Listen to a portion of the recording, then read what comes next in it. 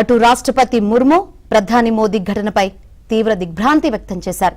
మృతుల కుటుంబాలకు ప్రగాఢ సానుభూతి తెలిపారు.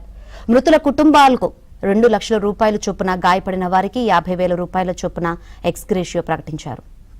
అటు బస్సు ప్రమాదంపై కర్ణాటక డిప్యూటీ సీఎం డీకే స్పందించారు. మృతుల కుటుంబ సభ్యులకు ప్రగాఢ సానుభూతి తెలిపారు. బాధిత కుటుంబాలకు అండగా ఉంటామన్నారు.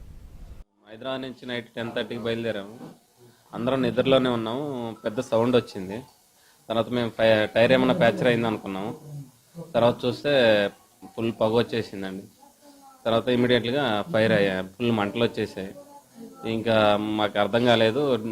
సైడ్ డోర్ ఒకటి పగలగొట్టి నలుగురిని సేవ్ చేశాను. ఇంకా మా ఫ్యామిలీ ఇంకా 4 అక్కడే ఉండిపోయారండి.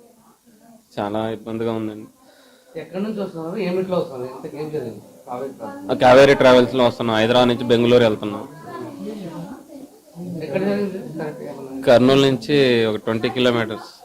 తర్వాత కర్నూలు దాకా చనిపోయారు సార్. ఒక 25 మెంబర్స్ దాకా చనిపోయారు సార్. బామర్దండి, మా బామర్ది. ఎక్కడి నుంచి ఎక్కడికి వెళ్తారు? వాడు దీపావళికి హైదరాబాద్ పోయినాడు. హాలిడేస్కి హైదరాబాద్ ఫ్యామిలీతో పోయినాడు.